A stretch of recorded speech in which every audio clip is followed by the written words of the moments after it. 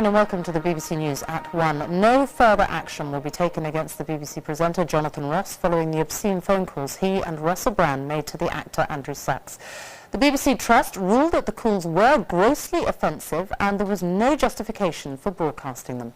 Russell Brand has resigned in the wake of the row, but Jonathan Ross is now set to return to the BBC next year. Well, Nick Hyam is outside Broadcasting House in London now. Nick. Yes, indeed, Sophie, and the BBC Trust press conference this morning was extremely well attended. Lots of journalists had come, I think, hoping to hear that Russell Brand had been sacked. Jonathan Ross, rather, had been sacked, but I'm afraid they were disappointed. What? Oh no. What is Andrew Sachs' answer phone? Right, Jonathan, well this is unconventional. I'll blur something out. One's an edgy comedian, the other the BBC's highest paid broadcaster. Their prank calls to Andrew Sachs' answer phone produced a week of negative headlines and more than 40,000 complaints.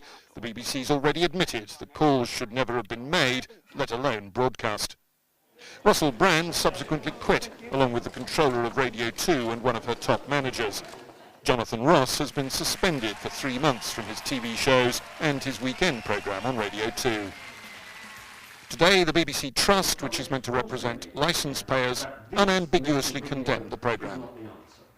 The material about Mr Sachs and his granddaughter, Georgina Bailey, in the 2 editions of the Russell Brand show was so grossly offensive that there was no justification for its broadcast.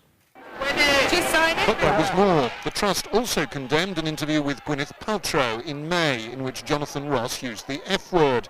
Gratuitous bad language isn't acceptable, said the Trust. The BBC needed to tighten up all round. I believe that most members of BBC staff understand very clearly what are the right expectations of them. What this little cluster of programmes show is that in some areas there is a misunderstanding of how to apply the existing guidelines, and that's what we're focusing on.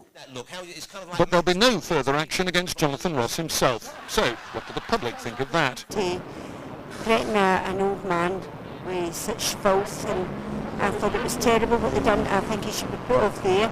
Jonathan Ross and Russell Brand both overstepped the mark by a mile, and I think the 2 of them should be sacked. It was a recorded programme, and therefore the people who decided to let the programme air should be responsible.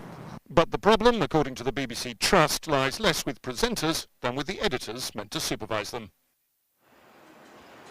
Well, we also learned 2 other things today, Sophie. One is that the BBC's top executive will be taking their bonus next year in view of the economic situation, and the other is that the BBC management won't be allowed to go ahead with a plan they had for launching local websites with lots of video. The BBC had hoped to boost local coverage by doing that and reach new audiences. The Trust today said it didn't believe that it would have that effect, and what's more, it would damage similar services being offered and being launched by local radio stations and by local newspapers. So the BBC's commercial rivals will be delighted. BBC's regional news people, I'm afraid, will be very disappointed.